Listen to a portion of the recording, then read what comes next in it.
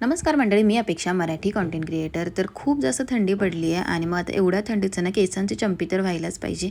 खोबरे तेल पण बघा किती घट्ट झालं होतं. तर खोबरेल तेल एका वाटीत घेतलं, छानपैकी कढीपत्ता टाकला आणि गरम केलं कडकडीत आणि ना असं कॉटनच्या साह्याने ना संपूर्ण केसांना छानपैकी अशी चंपी करून घेतली. तर चंपी ना आम्ही घरच्या घरीच केली होती आणि आता दुसरं कोण करणार ना, म्हणून स्वतःच करून घेतली आणि छानपैकी चंपी झाल्याच्या नंतर ना केस छान अशी टाईट बांधून घेतले. पुण्यामध्ये ना एका दिवसात तुम्ही 5 मंदिरं फिरू शकता आणि ती कोणती आहेत ना हे पाहण्यासाठी लॉंग व्लॉग लवकरच अपलोड होणार आहे.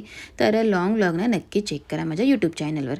आणि नवीन मी कढई घेतली होती, पूर्ण स्टीलची होती. तर म्हटलं काहीतरी गोड पदार्थ बनवूया आणि संकष्टी पण होते म्हणून बनवली. तळलेले हे असे गोड मोदक आणि ना 2 पार्सल आले होते ॲमेझॉनवरून. तर बाटाचे शूज घेतले होते रियांसाठी, कारण रियांचे स्कूलचे शूज खराब झाले होते आणि ते कुठेच अवेलेबल होत नव्हते कारण ते स्कूलचे होते म्हणून.